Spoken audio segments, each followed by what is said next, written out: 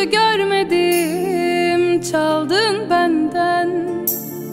Sürgün gibi çekmedim, kalmadı senden. Ellerimle yazdım bu sonu, şimdi yerli bir şehrin yolu. Gönlüme girdin ama son oldu, yalancı gül sevemem. Bin kere geldin ama hiç oldu, yürekle yol çizemem. Dertle bir oldu adım, çok yandı, sonunda kal diyemem. Gözlerimin içine kar yağdı, soğukla baş edemem.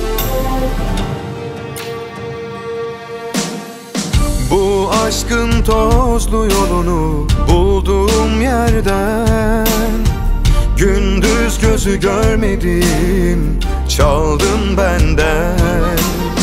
Sürgün gibi çekmedim, kalmadı senden.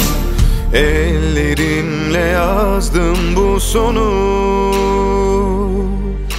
şimdi yerli bir şehrin yolu. Gönlüme girdin ama son oldu, yalancı gül sevemem. Bin kere geldin ama hiç oldu, yürekle yol çizemem. Dertle bir oldum adım, çok yandı, sonunda kal diyemem. Gözlerimin içine kar yağdı, soğukla baş edemem.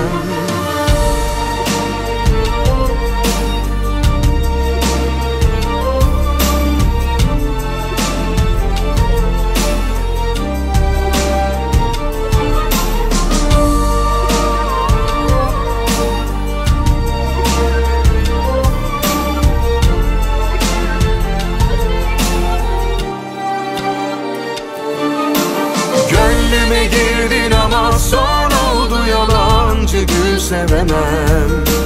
Bin kere geldin ama hiç oldu, yürekle yol çizemem. Dertle bir oldum adım, çok yandı, sonunda kal diyemem. Gözlerimin içine kar yağdı, soğukla baş edemem.